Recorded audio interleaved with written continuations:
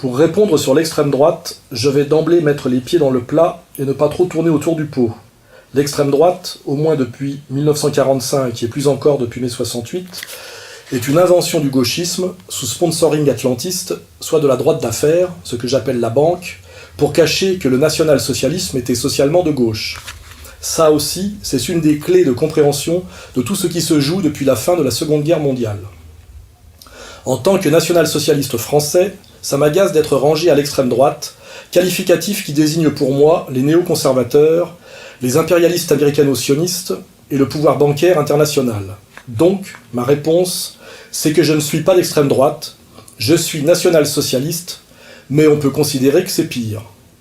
J'ajouterai, pour qu'on ne me prenne pas juste pour un provocateur, un national-socialiste français, sans besoin de recours à une théorie raciale pour des raisons d'espace vital, ce qui correspondait à la situation allemande, l'idéologie découlant souvent de la géographie. Je suis national-socialiste à la manière d'Hugo Chavez, soit, compte tenu du contexte actuel de domination par le mondialisme militaro-bancaire, un authentique homme de gauche, comprenne qui voudra. Je vous laisse juge de l'honnêteté de chacun et de la grossièreté de mes adversaires. Bonjour à tous et à toutes, bienvenue sur la chaîne YouTube de Martin Eden et aujourd'hui on va continuer encore le que sais-je sur les fascismes et plus spécifiquement sur le national-socialisme. Et vous m'excuserez si j'ai la voix un peu bizarre, c'est parce que je suis enrhumé. D'ailleurs j'ai longtemps hésité à allumer le micro pour faire cet épisode, mais en même temps vu que j'ai un rythme de publication de 3 vidéos par semaine, je peux pas trop baisser en rythme de publication. Même si j'ai plus de 2 semaines d'avance, mais quand même, faut pas se laisser déborder, comme dirait l'autre, Brenda, faut pas se laisser aller. Enfin bref. Et donc là, on va parler de l'État national-socialiste. Effectivement, on a parlé de la SS juste avant, là on va parler de, justement, qu'est-ce que l'État national-socialiste. Encore une fois, ça va être, je pense, assez intéressant. Hitler n'a jamais aboli la constitution de Weimar. Il n'a pas élaboré de nouvelle constitution et il ne semble pas qu'il s'en soit préoccupé. Le régime national-socialiste, je tourne la page, est donc resté un régime d'exception, de facto, soucieux de n'être gêné par aucune contrainte juridique, dans lequel l'administration et la police étaient supérieures au droit. C'est un Führerstaat, c'est-à-dire un État à la merci de son chef, dont la parole crée la loi, la volonté ne subit aucune contrainte et le comportement n'admet pas de critique. Ce qui est très cohérent avec le culte du chef. Mais en fait, il est difficile de déterminer le rôle de Hitler en dehors de ces deux domaines réservés, la diplomatie et la guerre, ses préoccupations majeures dans lesquelles son autorité est totale. Pour le reste, il est peu de décisions claires écrites de sa main, tandis qu'apparaît constamment la signature de Lammers, qui lit et trie la correspondance, annote les documents soumis au Führer. On a pu dire que dans la pratique routinière du pouvoir, Hitler était l'homme qui ne décidait pas. Mais il est probable que ses secondes n'ont jamais essayé de le tromper, ou d'agir contre son sentiment, du moins, tant qu'il a remporté des succès. Effectivement.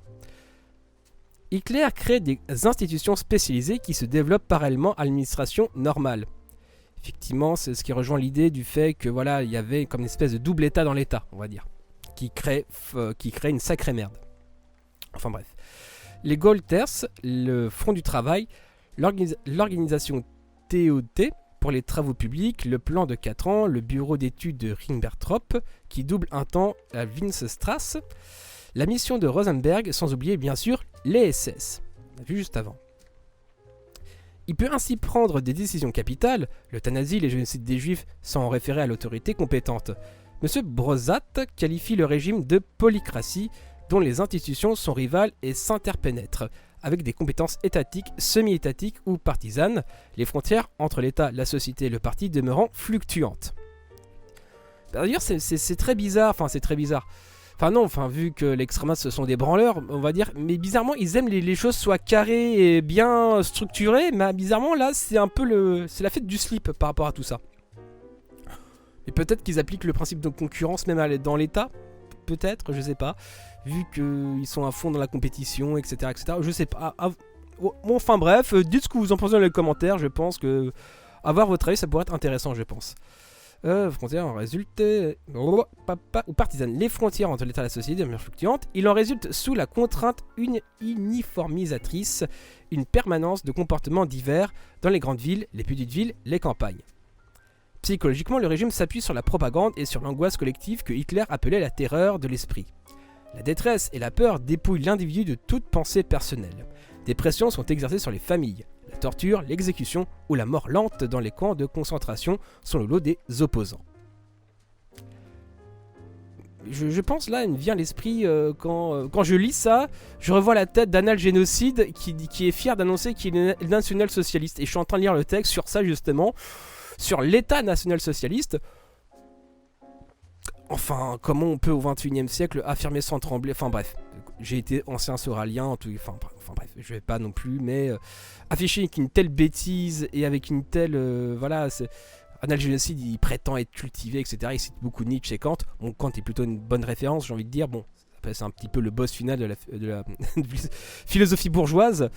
Mais voilà, c'est... Enfin bref. L'indifférence est totale à l'égard de l'être humain et de ses possibilités intellectuelles. L'éducation des hommes devient une sorte d'élevage et le fanatisme le ressort principal du nazi dans l'action. Si le code des lois n'est pas transformé dans ses principes essentiels, l'état de fait qui s'instaure ne laisse à la justice qu'un rôle secondaire. Les procès sont rares, ce qui domine c'est la pratique de la détention et l'internement sans jugement.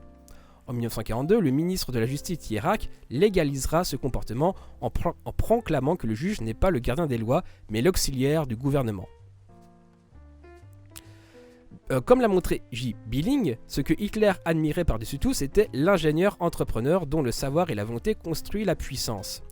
Ce qu'il a valu, c'est fonder un empire millénaire, racialement pur, ayant largement étendu son espace vital par des conquêtes au détriment des races inférieures vouées à l'esclavage ou à l'extermination.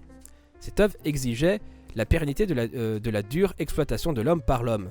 Elle supposait la soumission de chacun, volontaire ou contrainte, aux objectifs de la communauté. Elle instituait en permanence un type de société militaire. C'est écrit Nolte, parodiant Clausewitz, une politique qui continue la guerre par les mêmes moyens. Il est clair qu'un tel régime est beaucoup plus totalitaire que le fascisme italien. Est-il cependant le totalitarisme ? Un auteur comme Hans en doute, parce que, écrit-il, Hitler a laissé substituer des institutions traditionnelles aussi vénérables et puissantes que l'armée, l'église, l'administration, le corps diplomatique, les structures industrielles. Il nous fait essayer de mesurer l'emprise de l'hitlérisme sur la société allemande. Mais nous verrons ça dans un autre épisode. Donc enfin bref, tu auras compris Billy que malgré tout, enfin les quelques précisions apportées enfin, que oui il a laissé les institutions etc. Et ben quand même c'est marche ou crève. C'est c'est l'état de guerre permanent dans la société etc. Enfin bref, on va pas remettre en... C'est un état de fait. Après qu'il ait laissé quelques institutions vaguement comme avant, et encore je doute que ça ait fonctionné comme avant. Enfin bref, voilà, je sais pas ce que vous en pensez, je sais pas ce que vous en pensez de ma voix, je pense que l'audition ça va, j'ai pas eu la gorge qui m'a raclé ou j'ai pas toussé mes poumons, enfin j'ai pas laissé mes poumons sur le sol, ce qui indique que plutôt le traitement marche. Enfin bref, c'était Martin Eden en direct du Goulag, bisous à vous.